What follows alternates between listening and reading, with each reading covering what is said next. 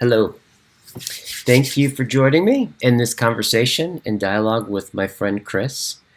First, some housekeeping. If you weren't aware of it, John Vervaeke and I will be doing a course on Dialogos Circling. That's going to be July 24th and 25th this coming weekend, 10 a.m. until 4 p.m. California time, Pacific Standard Time. It's going to be a highly experiential course um, uh, where we'll be doing a bunch of practices involved in circling and in philosophical dialogue. And it's going to be the first attempt for us to formalize some of these practices. So it'll be a highly experiential course where you'll learn a lot, and we're going to learn a lot, and it'll be experimental and experiential, and it should be just a ton of fun. So if you're interested in that, the link is below. How to pay? It's going to be you click on a link to a Facebook invite, and so all the information and logistics will be there, and how to pay. All right. There's links below to other circling courses that we do, and if you're interested in working with me one-on-one, go ahead and email me, and my email's below. Okay, so to set up this conversation, I asked Chris in preparation for the trialogue conversation that John, Zev, and I are doing on rationality, mysticism, and the dialogical, roughly with central figure being Buber as a starting point in the conversation, and it looks like it's going to be a series of 6 videos, and it's my turn to open up the second one. And so this video is Chris doing an awesome job in helping me work out what I'm going to propose, and essentially, and the video goes into it, but essentially it's looking at Buber and Heidegger and bringing them into dialogue, specifically in Buber's work, I Thou is a possible articulation of what discourse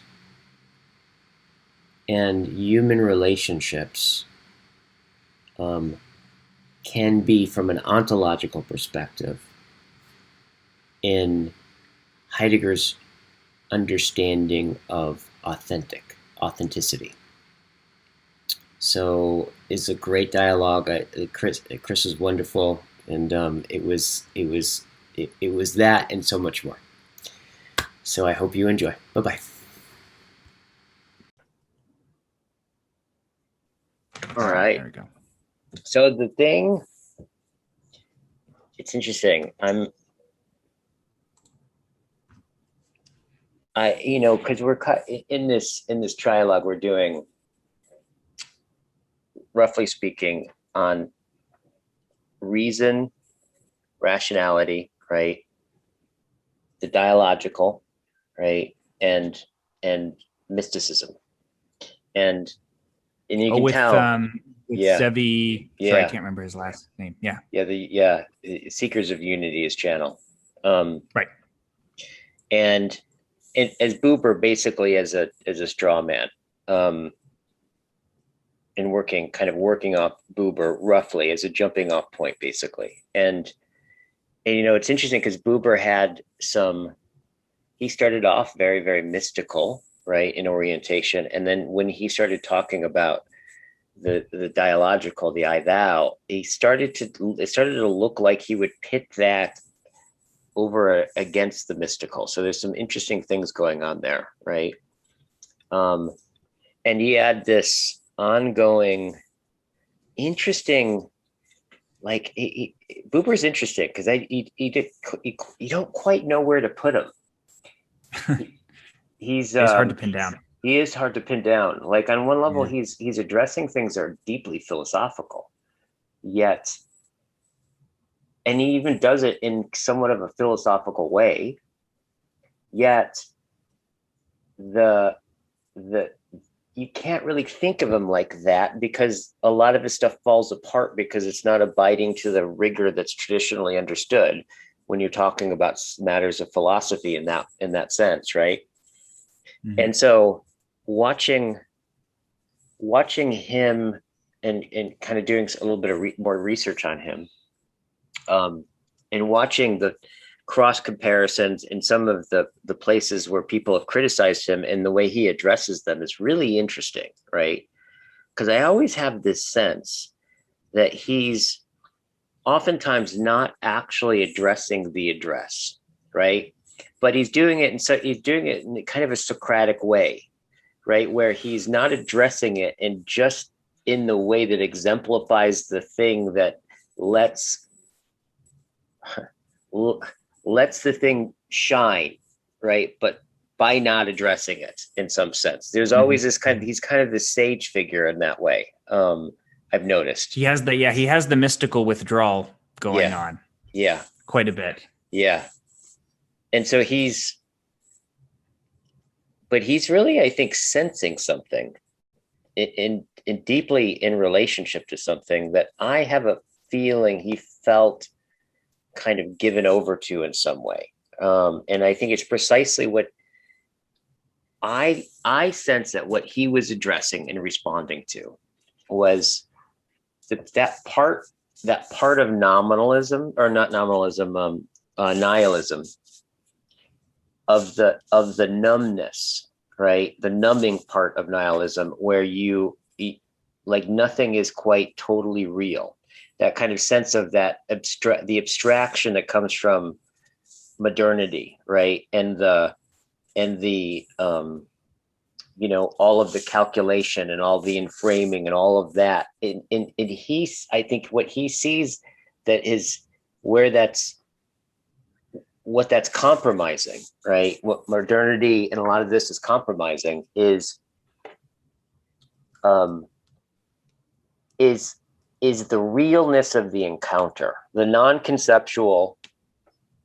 Oh, it's tricky kind of to say that, but like the encounter with the I thou, like that he's saying that there's the actual presence of the encounter, right? That only happens in the I thou. And there's a lot, he does a lot of things where it's like there's that quality of, he's like, look, we can't get a bird's eye view of everything, right? But we're not supposed to, in some sense. Stop doing that, essentially, and just embrace rather than know, right? Like that's I think its thing is embrace, right? And that in some sense that embrace is predicated on a certain kind of involvement such that the whole can become recognized in some sense, or known, or through being it in the thou. And I think that's what he's responding to, is that kind of the loss of that. He's watching it go away, right? Of real encounters with other people, right? My sense that it has to do with the experience of reality and the knowing of reality, essentially. And of course he had a lot of criticisms of Heidegger, and Heidegger had a few of him, but like when I looked at their criticism of each other, they were not based on really like kind of comprehending one another. If anything, they just kind of like aired of a completely missing each other's work. In some sense, Buber philosophically, I think he responded to somebody about, he's like, that he would like to see a philosophy, right, that accounted for the I thou ontologically, right, that gave it the kind of status and the actual impact that it in his view it has. And he says, I don't see any, that allows for that, right? So that's was kind of his complaint and his assessment about philosophy, is that there's something about this I thou encounter that he's seeing that has ontological primacy, right? Primordiality, that he doesn't see anything that makes enough room for that, if you will. And that's what his main complaint was about Heidegger. He doesn't see anything in Heidegger and Heidegger's ontology that makes room for nor the anybody else, that really sees, gives the I thou the status it deserves in his estimation, and I think his and rightly so, right, on some level, because if you just take a look at like how primary relationships are to human beings, like human beings aren't human beings unless they become human beings with other human beings. I mean, it's just, you don't have to think that hard to kind of figure that out. However, in his view, there isn't an understanding about being as such that accounts for the primacy of that, right? The primacy of that. And I think a lot of the oomph behind him, right, was about addressing that, right, and pointing to it, right. And his I mean, a lot of people kind of have criticisms of him, but I think a lot of those criticisms are based on him trying to be a philosopher, right? If you try to look at him philosophically, but I don't think that's the way to look at him. I think you want to look at him like a thinker, right? Buber, you mean, yeah, not Heidegger? Yeah. Buber, yeah. And so this is what's interesting about Heidegger, and I don't think he ever really understood Heidegger. I don't know if I understand Heidegger, but right. So my sense with his critique of Heidegger was it was what I think a lot of people do with Heidegger, which is they read Heidegger, but they don't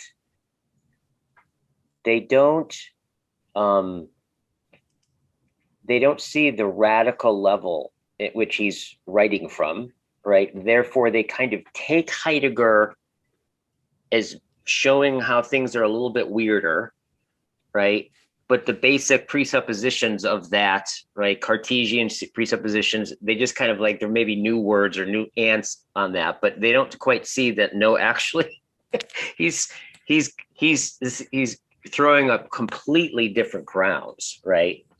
And so like oftentimes that's usually the way people read Heidegger, is just they kind of take their presuppositions and just use his language to see it as weirder than they thought, right? But I don't think it's radical enough. I do think Buber kind of does that a bit with him. And so his suspicion with Heidegger is that he doesn't really speak much about relationships in his being in time, in his ontology. And it seems to me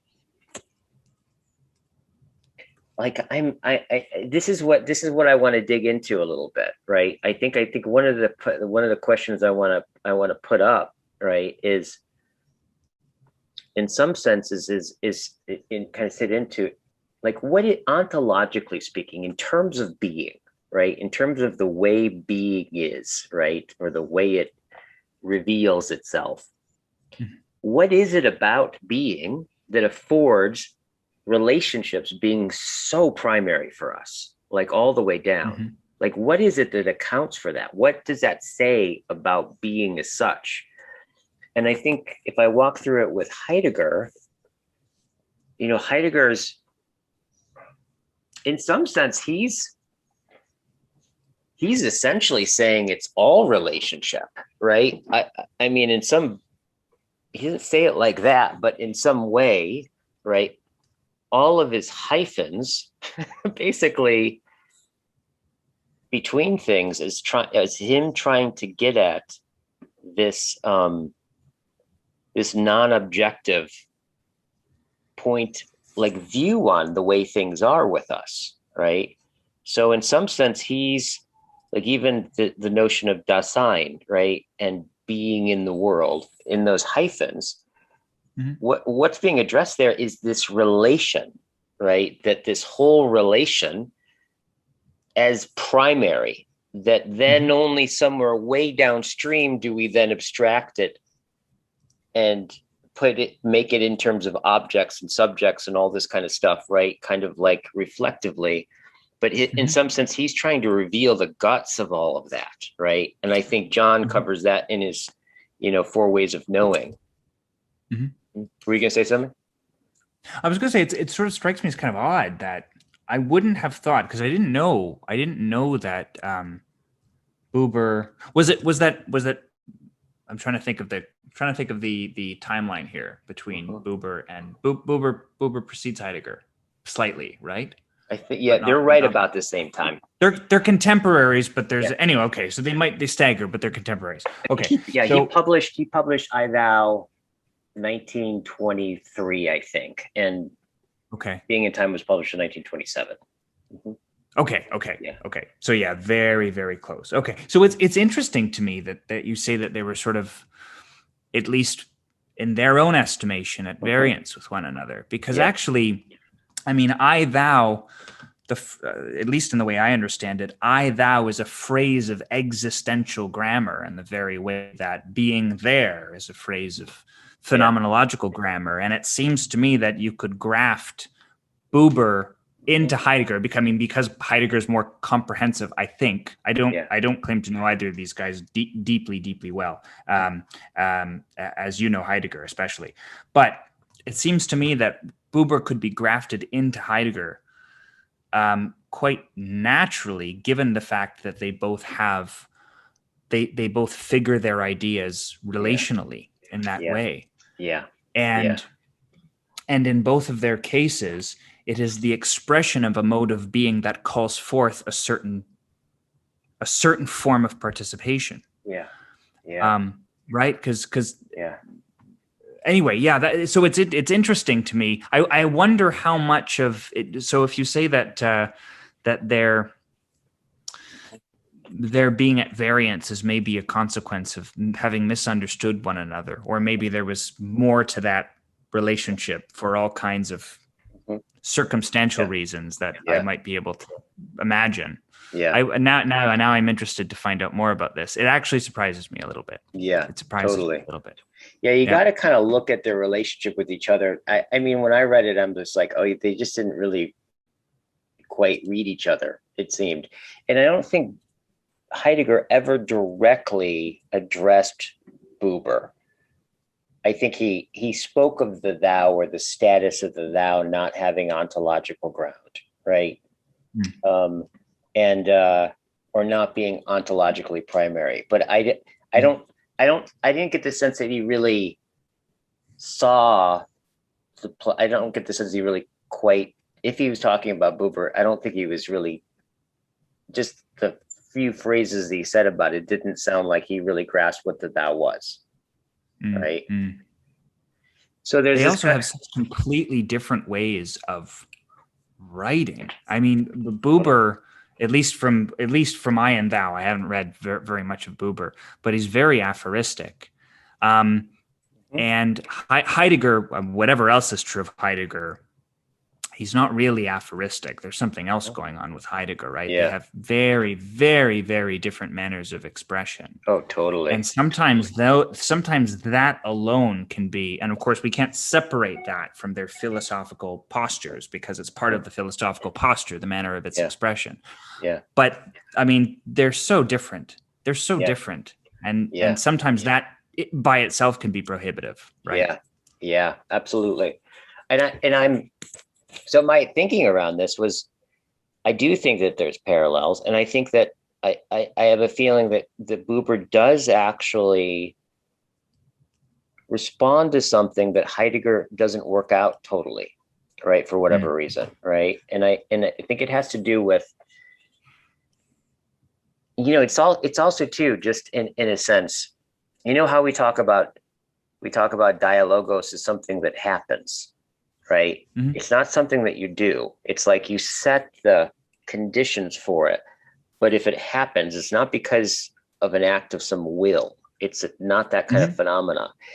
And Buber talks about that with the I thou, right? That the I thou is something that is rare, right? And it doesn't necessarily warn you when it happens, but it can happen in a second. And it's interesting to note the way that he talks about it, because he doesn't actually go into much concrete detail about what that looks like in real life, right?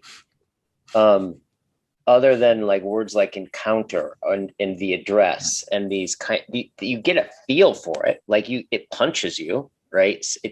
I don't get the sense that it's under described until I like try to look for examples or zero in on it. You realize he doesn't really actually describe much of it at all. He doesn't. I think the closest he comes to describing its character in an embodied sense is with Socrates. As his avatar, because he makes use of Socrates as an example of an I betrothed to an I thou relation, right? Totally. Because I think he says, like, right, when you touch thou, when you touch you are touched by a breath of eternity or something. He uses a lot of that kind of language, right? That then your being is being toward it in some sense, which again sounds, at least to my lay ear, there's a lot that sounds Heideggerian about that to me. Yeah. Oh, absolutely. But absolutely. I don't know. Yeah. And I think it's like, and especially in that way, in a similar sense that where like a lot of people experience Buber as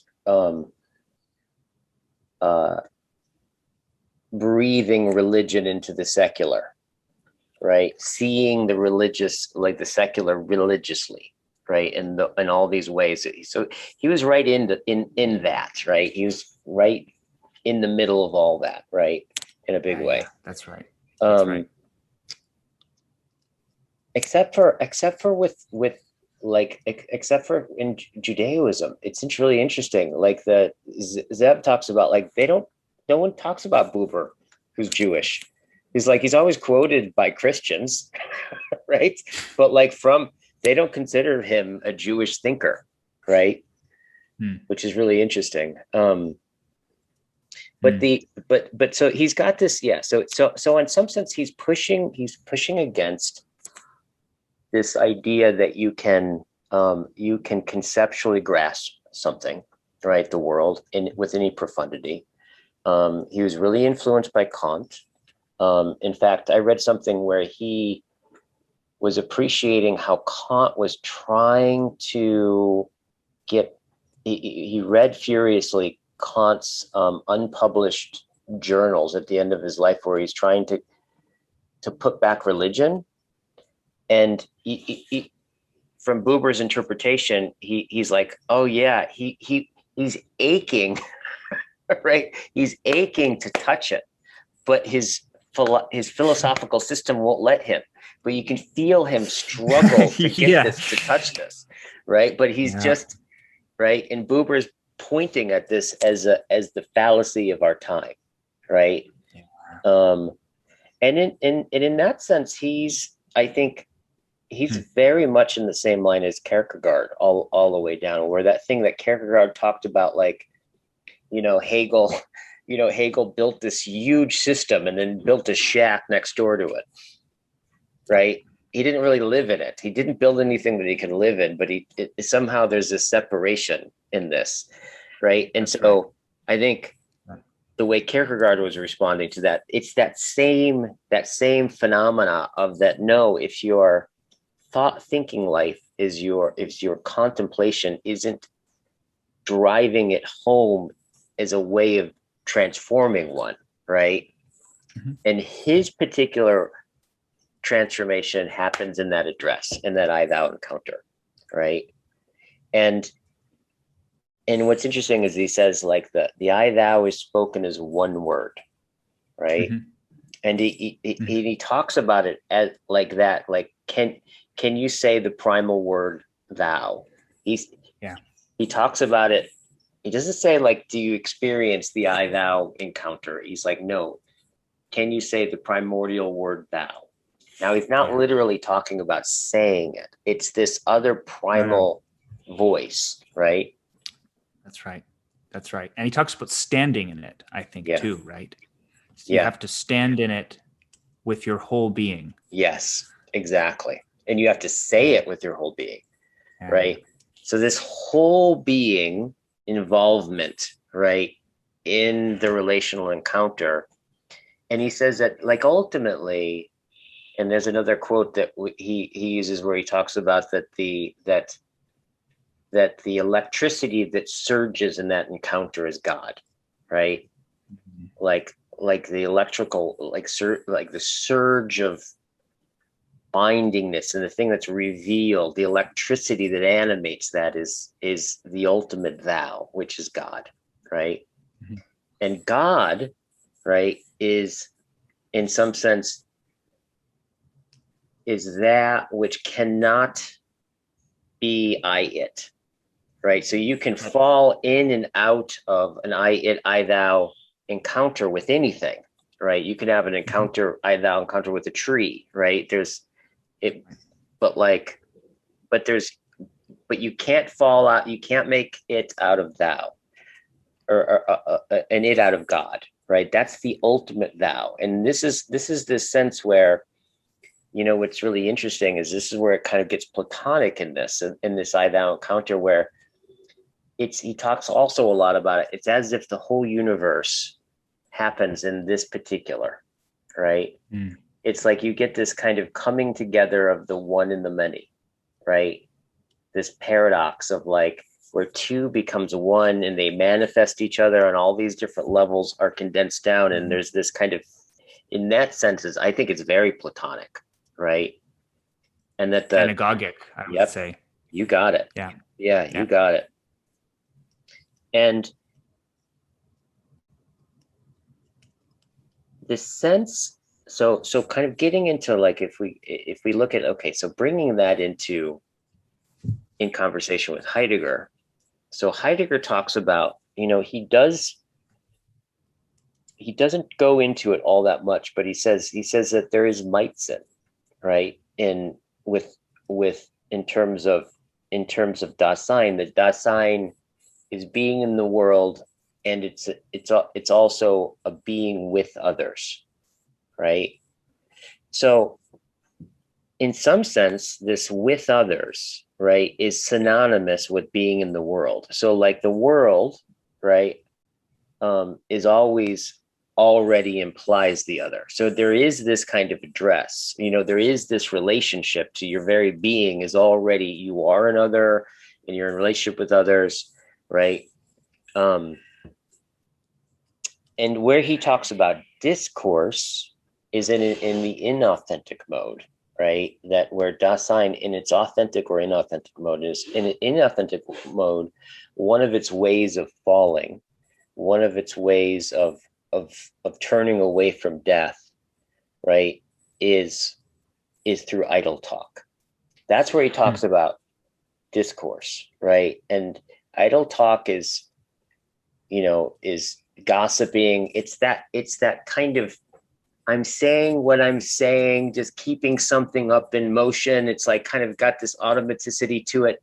It doesn't really point out anything, right, other than affirming itself, moving itself around, right? Right. And where can I just clarify something with you, because and my understanding of Heidegger's idle talk, as you've just described it, is that what characterizes it as idle has very little to do with the content, semantic content of what is said, but rather the direction, its orientation, the direction of the talk. Yeah. Because your the content of your speech could be quite small, for instance, right? Could appear quite small, but it could nevertheless be spoken in reference to So okay. So it's about the direction of the talk. It's about the orientation of the talk, not necessarily about its contents superficially. And it's about using language to conceal, right, what is most determinate, right? Right. So it's like, you know, this sense in which we are we live in our interpretations, and that those interpretations need us. And if you look for their basis, fundamentally, there is no fundamental basis that it seems like talking like that predicates that this stuff is just the way that it is, right? There's no sense of that anything that I'm doing is being determined or determining anything, right? It turns away, right? That's what makes it inauthentic, right? Right. So it's diverting. It's constantly diverting attention from what is real, diverting attention. Absolutely. And in that sense, it's interesting that we would call it idle, because I understand, right? The idleness is that there is a lack of propulsive motion, sort of psychic motion, I'm tempted to call it, in the direction of being. Yeah. But at the same time, it doesn't sound idle insofar as it's passive. It actually sounds quite effortful. It sounds quite energized in its own right, but an energizing of diversion. Yes, absolutely. Does that sound right? Yeah. Yes. Okay. And it's a way of addressing a concern. Something like as if those concerns had a ground, right? And like as if we weren't kind of floating on an existential kind of nullity, like with its winds like hissing through the windowsills in between your interpretations, right? Like that sense, right? Right. Yeah. Right. Okay. So there's sort of like obfuscating in the manner of bullshit to some degree. Absolutely. And there's another function to it. It's normativity, right? It's like it's keeping the interpretations of the culture, right, and its practices in motion. It's keeping it going, keeping it afloat, gossiping. And so there's something about it that's necessary, right? Right. And so for Heidegger, inauthenticity had to do, right, with reckoning with your actual being, right, which is what he saw had everything to do with death. Right. Mm-hmm. Mm-hmm. And it's surprising actually how much, I guess it's surprising and it's not surprising at the same time. When people, that being in time, right. That book is a book about death, right? The book is about death, right? People really don't. It's so funny. They kind of talk about being in time as if death is this section that you can kind of take or leave or something, right? Right. But no, I think that's one of Heidegger's glimpses, right, that opens the whole thing, is this kind of reckon with finitude, and that this sense in which, well, one, how deeply being there is temporal, right? Like deeply temporal it is. And this is coming off of Hegel, right? And Kierkegaard. Right. Totally. And this sense in which you could Johannes kind of showed me how Hegel basically eliminated time, right? In any sense of the word. And it was kind of in some sense the triumph of the actual in some way. And Heidegger went, no, actually, that's the completion of metaphysics, right? If you look at the way that we live, it's all about the possible. Like the possible is more determinant of anything that we do. It's not the actual. The actual makes itself known given the possibility for which we are concerned about, that the things that we call actual are actual, right? In some sense. And so in some sense, the second part of being in time is him trying to show, well, what is it to really be authentic? What is to be truly yourself? Well, what is it that, if you turn and face towards possibility, well, what is it that makes possibility possible, right? If it's not the possibility of impossibility, right? And that's death, right? And that horizon of finitude is what allows particular possibilities of being to address me and disclose me, right? And in authenticity, there's something like where you start to be called into a possibility and be given by it while not negating the source of it being your own finitude, right? This kind of recognition that the ground in which you're standing on, right, is really your own stand. That there's no stable ground underneath it, right? Like, other than the very grounding of the possibility as such, which is your death and your finitude. So in this sense, it's like a turning towards death, right? Mm-hmm. Like you're kind of facing up to facing up to your finitude. And in some sense, he has ways of talking about that with conscience, like the way he talks about like the way like your conscious speaks this silent, uncontent voice where it lets you know, oh, you live as if like your name says something solid, but like dun, dun, dun, you're gonna die, right? And there's these kind of deep echoings that start to true you up to this, right? But he really doesn't go into authenticity and the impact of the authentic mode in relationship to other people, right? Where how he accounts for it in idle talk, right? In authenticity, but he doesn't really account for, well, what is discourse, right? What is speaking to somebody else? What is relating in authenticity? And I think this is where Buber in some sense has the complaint about him, but I also think that Buber is in response to that phenomena, right? So I think that there's and this is where relationship and the encounter and the relationship with vulnerability and death come face to face, right? Mm-hmm. Because in some sense, when you in inauthenticity, when you turn away from, in some sense, when you turn away from and deny your own finitude, right? There's, in that turning away, you immediately open yourself to be exposed to death. And it becomes this moment of resistance and horror and forgetfulness, right?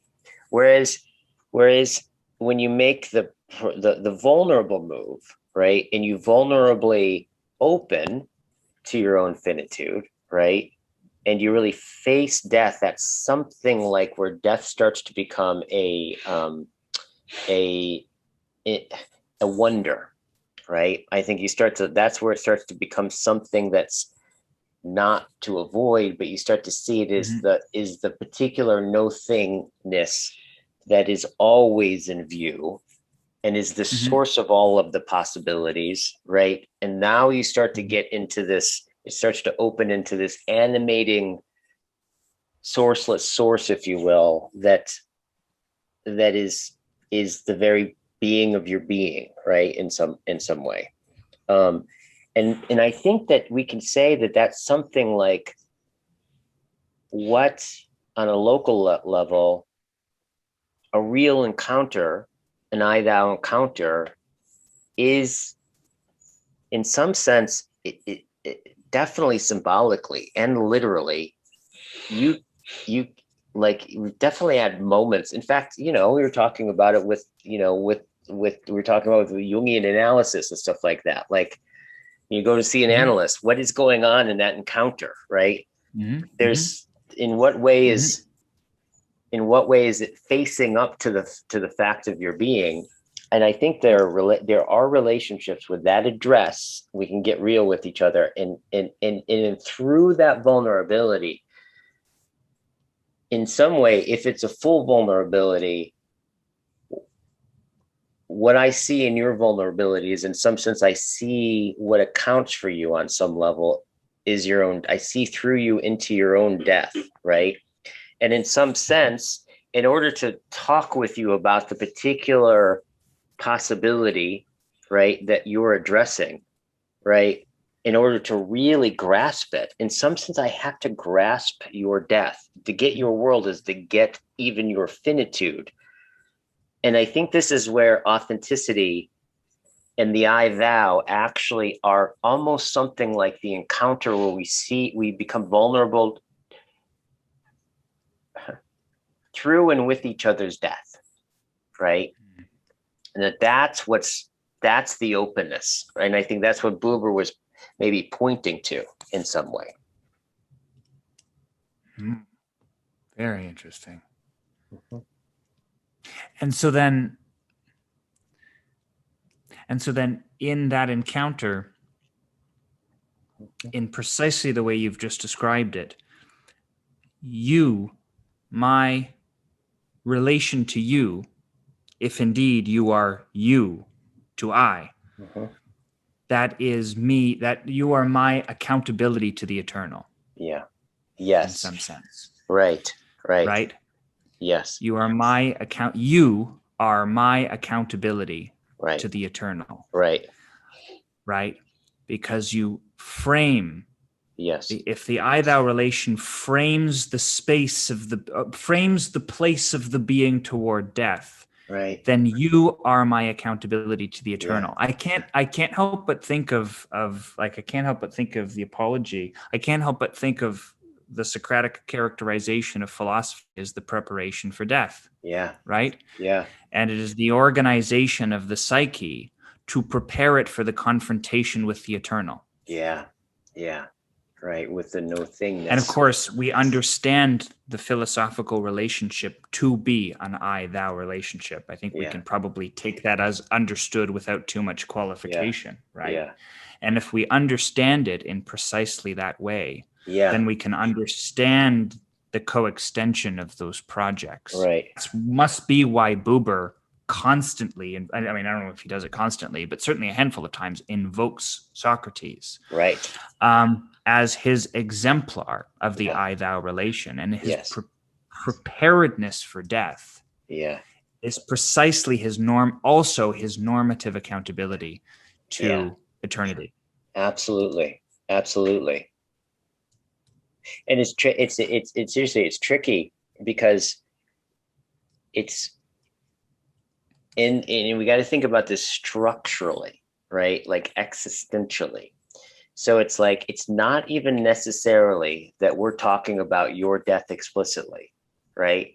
In fact, we can have a conversation about confronting your death and all this kind of stuff and that you're going to die. And we can do it in a way that's not actually, it's not actually doing that. It's not actually, we can be idly diverting us from it. In fact, exactly. We can talk about it in such a way that it idly diverts us from it rather than realizing the possibility. Yes. And here's where this sense of grace comes in, right? Of like, I think this is where it talks about the I thou encounter, right? Is,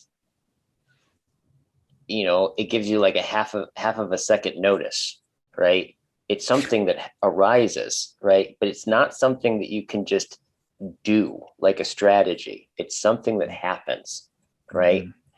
And so, it in some sense, and even in the notion of a full address of thou, right? Because it is interesting. This is the thing I like about this, because you can feel this in your own life, right?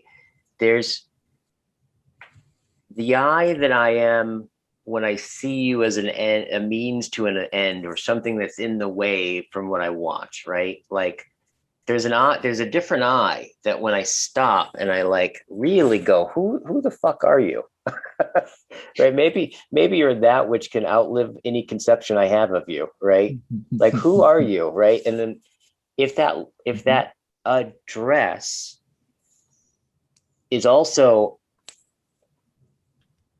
a responding to being addressed, right? Mm-hmm. If that's full, it's got to, in some sense, it's got to include your mortality in some way. It's got to, in some way, death is deeply in view here in this way, right? Mm-hmm. And because a lot of what is, I've just noticed through the years, is like what's transformative about interactions and relationships and conversations are precisely what opens up is possibilities. Possibilities open up in conversation. That's like whenever we go, oh, like you're getting something that I think the unconcealment, what's on that that kind of sense of that is something that is our pre-reflective orientation towards possibility, right? It's like in seeing this, in noticing that, the insight is the future that just got disclosed to me and addressed me, right? And animates my face, right? So let me repeat that, what you just said. That was really good. So unconcealment as the pre-reflective orientation toward possibility. Yes. And so this is that sense in which, like, this is where I do think it's ontological, right? In that, when I go to deeply address you, what is it that I'm addressed by, right? Like something in you confronts me in my responding to you in that way. What am I responding to, right? Mm-hmm. Like, why do I not put that moment off? Why does it speak to me, right? I think, yeah.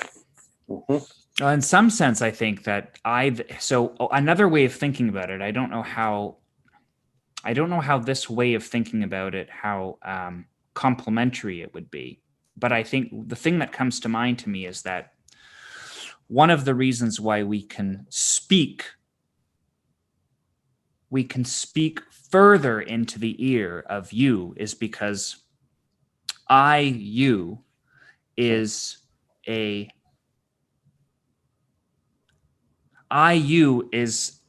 basically an expression of one self. You is the expression of one's self, right? So when I am speaking to you as you, I am speaking to myself. And oddly enough, it is the only way in which I can speak to myself is by speaking to you. Right. Whether you are Guy, another person of flesh before me, or whether you is some aspectualization of myself that takes place in the interior, like Socrates and his daimon, for instance, right? Because Buber says that at some point, right? Even when all the world falls quiet, the daimon of Socrates still speaks you, right?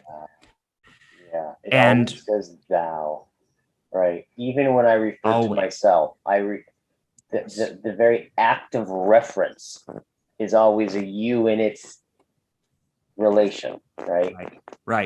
Right. So when my relation with Guy, as it is, becomes an I-thou relation, my speaking to Guy is speaking unto myself.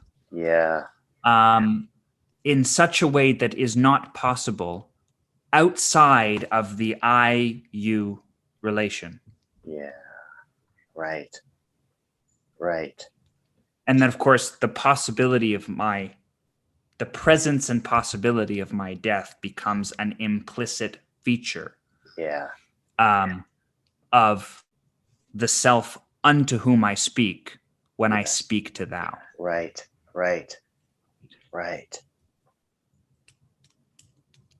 And I'm thinking of death as sort of the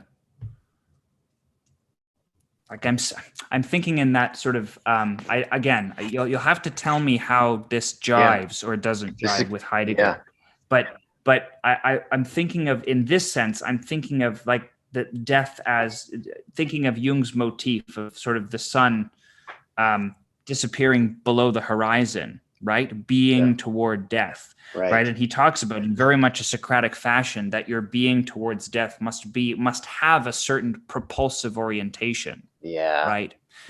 Not idle diversion, but that in fact the confrontation thereof must be both prepared for, and it is a confrontation that the integrity of your soul will be accountable to. Yep.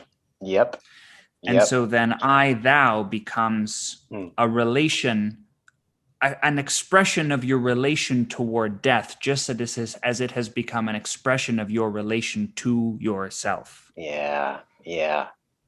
And if those two can become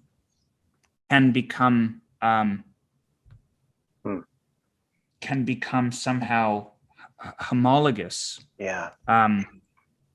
those two, there's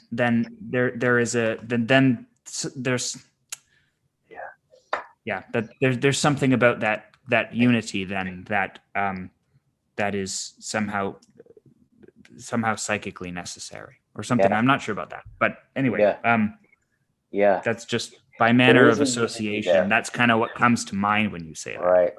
Right.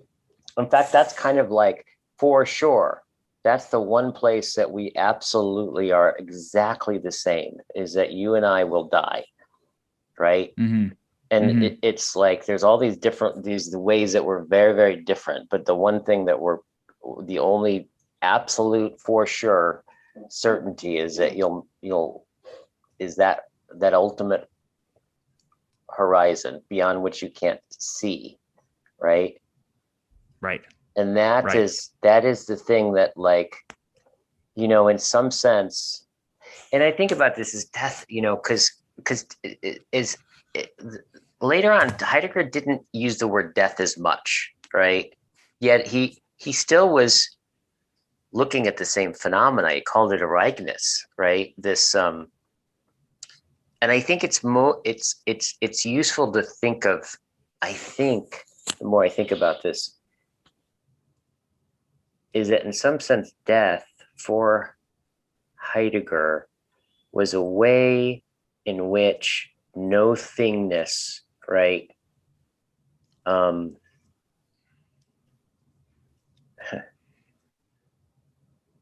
It reveals our being more than anything else, right? It's kind of like, it's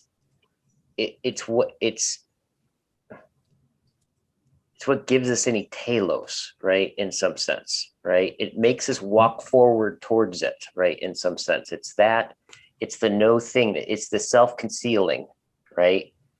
And that's the thing he said about Ereignis. Ereignis was that event in which the self-concealing, rightness is revealed, right? The self-concealing is revealed. And that I think he says is the opening to being as such, not the being that's grounding beings, right? That's the thing that Heidegger ontologically was trying to free up. He's saying, like, no, metaphysics and ontology has all been responding to this need of beings to be grounded in being. And he says what, and that culminates and realizes itself in technology, right? Which is paradoxically, no one talks about being or thinks about being, right? And it just literally, we live literally in metaphysics now. We don't call it metaphysics because it's not metaphysics anymore. It's a computer screen. It's like all of these, it's operationalized, right? So in some sense, his kind of intuition has been, well, what about being in itself, right? What is being that isn't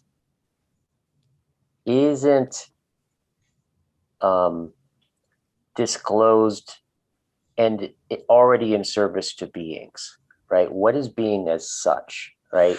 And death starts to be the place that gets at that, right? Ontologically speaking, right? It's not the demise, the event out in the future. It's the thing that's always in view, right? And thus grants sense to everything. It's like not the thing after everything else. It's the thing that always arrives first, and thus gives direction and grants sense to everything, right?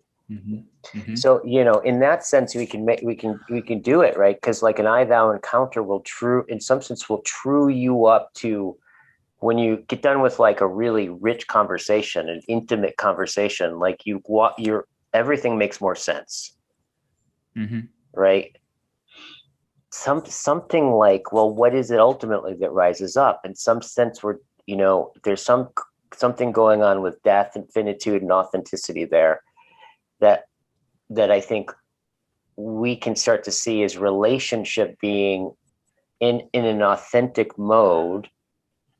Authors are ultimately our no thingness at the ground of our being, right? That then allows us to dwell and make a home. It's precisely our inherent homelessness, right? Mm-hmm. Yeah. The thing turns into, I think, I'm tempted to think of it in sort of a Heraclitean way, like it turns into its opposite, right? The horizon of death is right. What's the word for this? An antiodromia, I think it is, right? Right. When the horizon of death becomes the ground of life. Yep.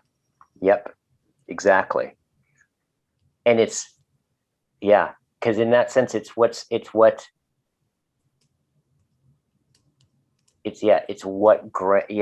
gives sense and like allows the logos to gather in intelligibility, right? Mm-hmm. There's something concealed in there, right? Right. That's right. Right. And so there's something about relationships that I do think that can disclose being in a way that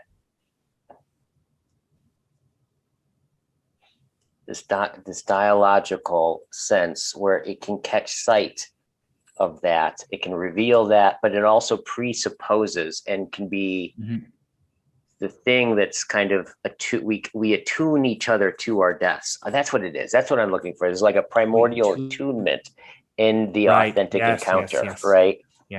Yes. Of the no thingness of things. Yeah. Right. We can be for one another we can stand in place of the horizon and be a kind of, we can be a view to the horizon from one another. Yeah, absolutely. We can symbolize, ultimately, I think we symbolize the horizon for one another. Right. You becomes the symbol for that horizon. Right. And that's why it has no borders, right? Doesn't he say that? Right. Again, it like the Heraclitus says of the soul, that IU has no borders for that precise reason. Right. Absolutely. Right. Then that, again, the horizon, the analogy fits. In that sense. Yeah, absolutely. Right? Absolutely. It is a borderless relation, and that's precisely what makes it a symbolic relation. Yeah. Between beings, but of being.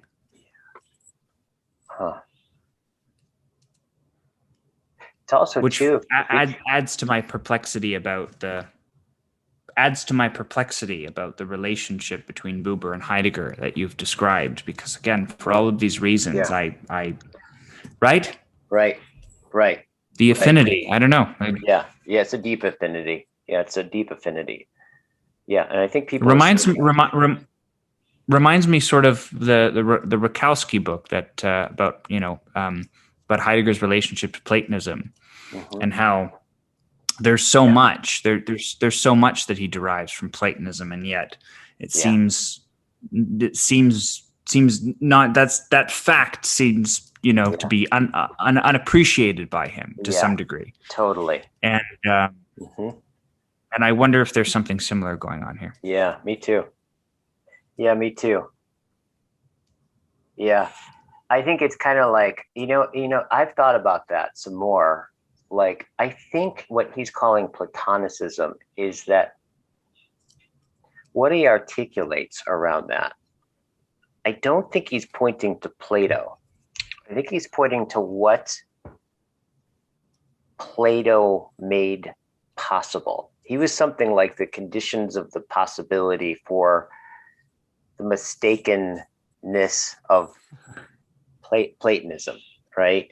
Like, it's like, I don't think he really said that, right? He didn't really say those things, but if he didn't, that which was mistaken by and its misconstrual, right, wouldn't have been possible, right, in the way that it was.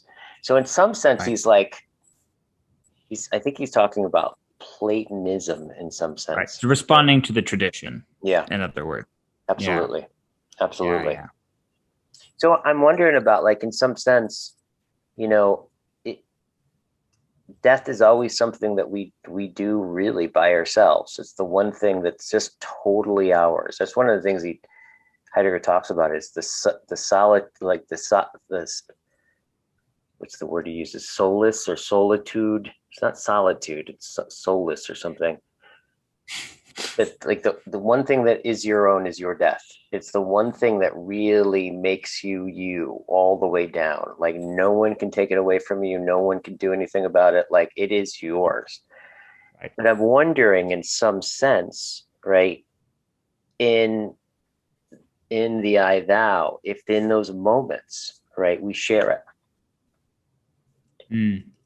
Like, there's some way where, in some deep attuned way, if for a moment, right, we touch that horizon together, right? And well, that would make sense if we become if to each other in the I thou relation we become coextensions of ourselves. Yeah. Then it would follow, I think, that suddenly that implicit nature is in fact shared. Yeah, totally. Right? Totally. And it's interesting too that death is the one thing that is irreducibly of yourself, and yet it's also totally other than yourself. Yeah. Right? Yeah. It's the thing that is totally other than yourself. Yeah.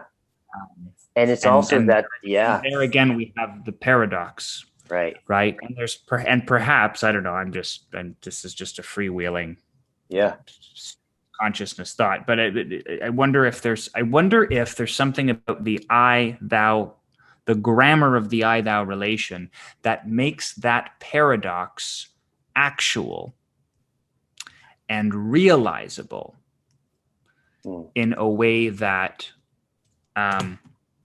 that the absence of that relationship would prevent. Right.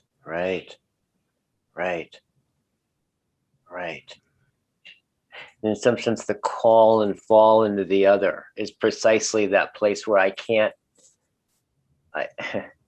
only say you. Right. I can only say you. That's right. There's this reverse, and this is where we get into this thing that you're talking about, like what I've been thinking about ever since you said this, about this inner penetration of thinking, speaking, and listening, where I start to think what you are listening to, right, and you're speaking what I'm thinking. This inner penetration of this back and forth. There's the openness that makes that possible and has it even possible, but this sense where something happens, right, where I can imagine, like, this unifying thing that's totally mine at some point in that whole thing, where something else, we touch on something else, right, where it becomes we, right? In that sense. So that's kind of like where I wanted to kind of just, so I guess that's what I wanted to just kind of open up the discussion and look at, bring death into what one is, to actually look at authenticity from the Heideggerian perspective, right? As a disclosure, a revealing of being, right? And then look at relationship as what Buber was actually doing, was articulating what went unarticulated in the I thou encounter, right?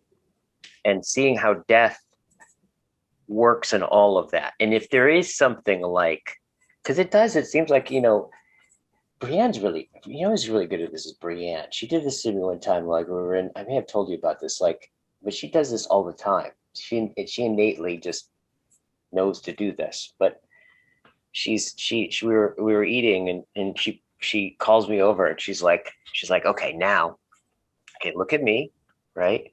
Look at yourself, look at me, look around, right? She's like, okay, now look around, and now imagine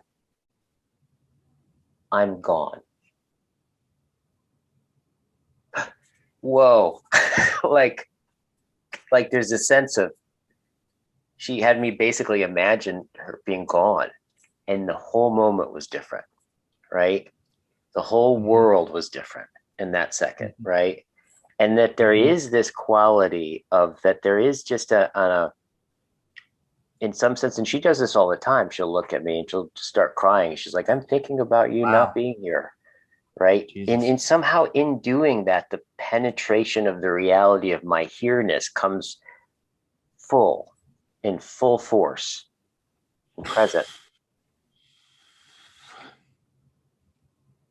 What an intuitive, wise thing to do. Yeah.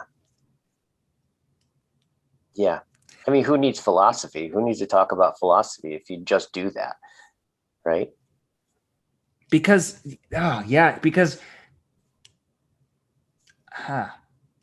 I think of this sometimes too. It sometimes occurs to me, I think of this, like with family and with friends, right?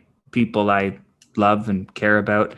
It sometimes occurs to me, whether this is happening unconsciously or on occasion consciously, it's far, far too depleting for it to be conscious all of the time, of course. Mm-hmm. But there's a way in which we are constantly grieving the loss, proleptically, in a foreknowing manner.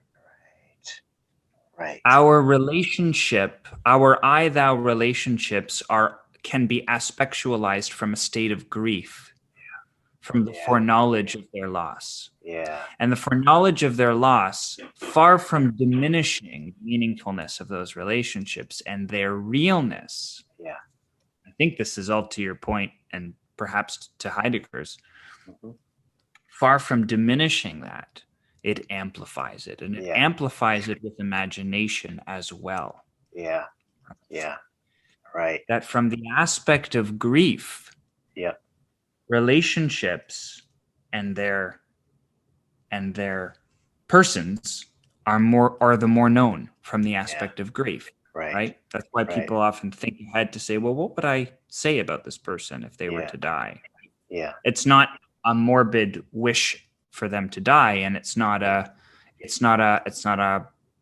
some kind of I don't think it's like a pathological fitfulness or something like that. I think it's a way of bringing relief in the sense of distinction, clarity, illustration to the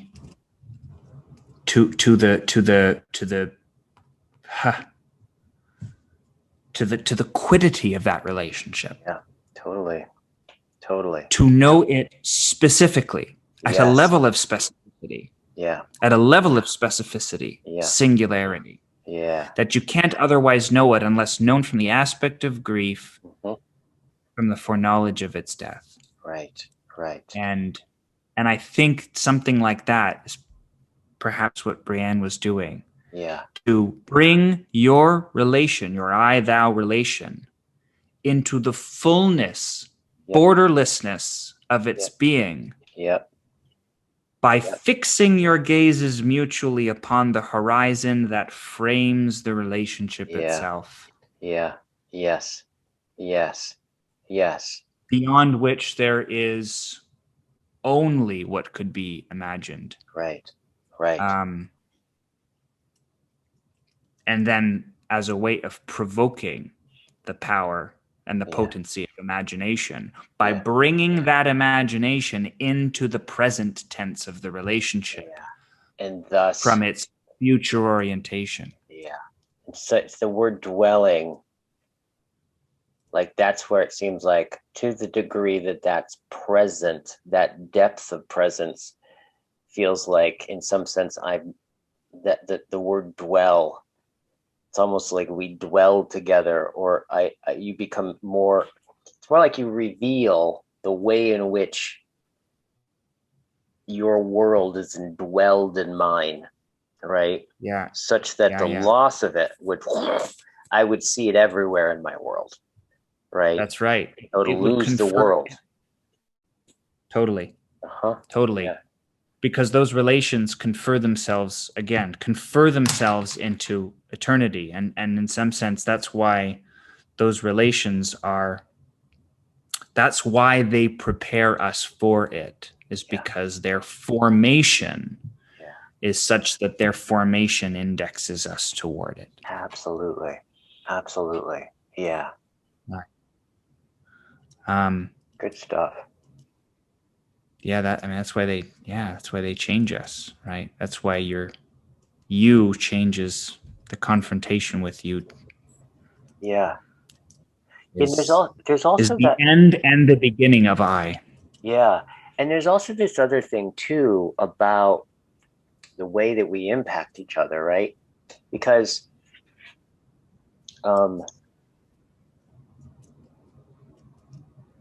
they're like, especially like really when you dwell like in the way that, and this is one of the like a big loss in our time, a huge loss, is the notion of mentorship, right? Huge loss. And that's and I think the loss is precisely this, is that like mentorship has this connotation of enduring, embedded with, right? It's like much more, my grandfather had a mentor that initiated him in becoming a tailor, and he lived with him for 2 years.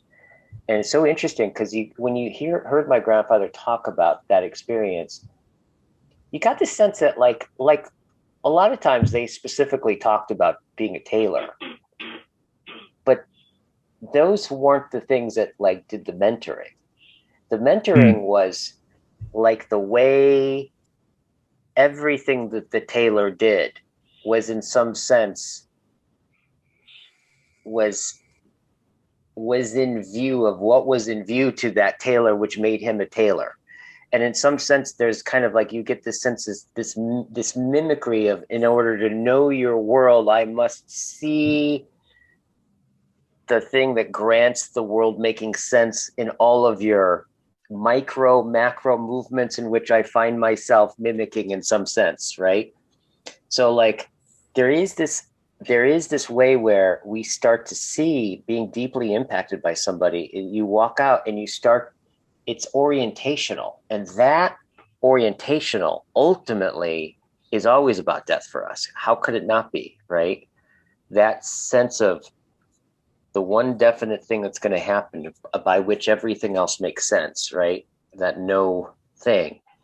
So there is this way in which, like at a mentorship level, like a deep impact, the way we impact each other, like, well, what does that mean? Like, to the degree that you help me see the star that guides me after this, right, is to the degree that that this relationship has transformed me, right? Mm-hmm. Like to the degree that I can now see my world in a deeper, long-term way, is to the degree that you kind of in some sense indwell in me, right? In that way.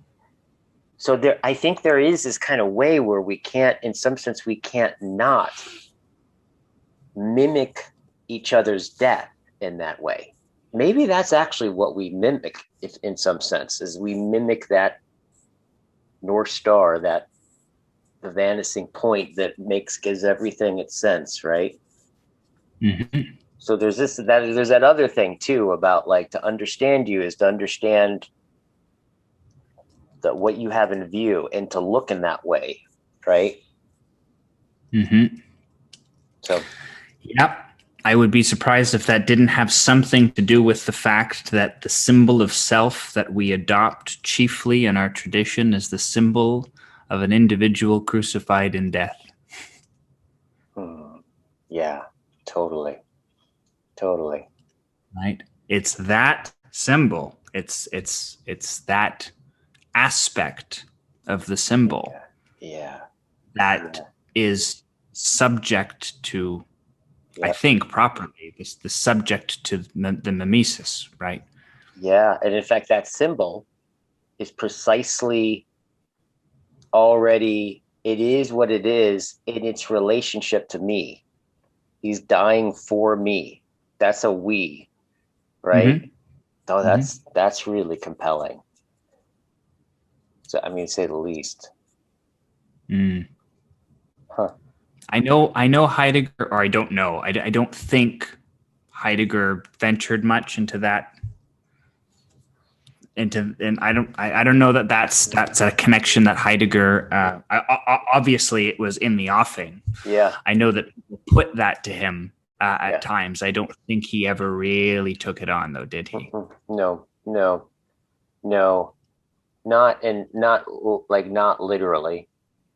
Like, he didn't talk about that literally. I think he did some work. There's a book I have on something, the religious life, where it's really good, where he goes into Paul and he Heideggerizes Paul. And he right? It's really interesting. Oh boy. And he that formalizes Paul into this phrase of like that there was the original Christians, right, was something like it temporalized it in some sense, like something like we are already waiting for his arrival who has not come yet. It's like he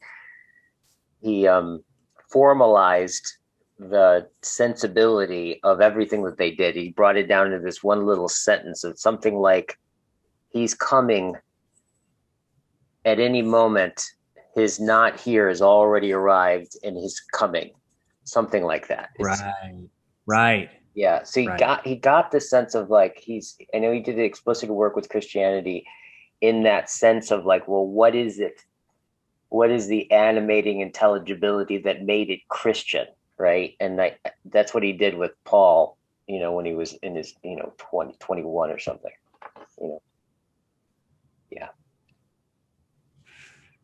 Very interesting. Very interesting, right? I'd be very curious. Maybe I'll try and find that. I'd be very interested to read that. Yeah. I'll send it to you. I got it in PDF.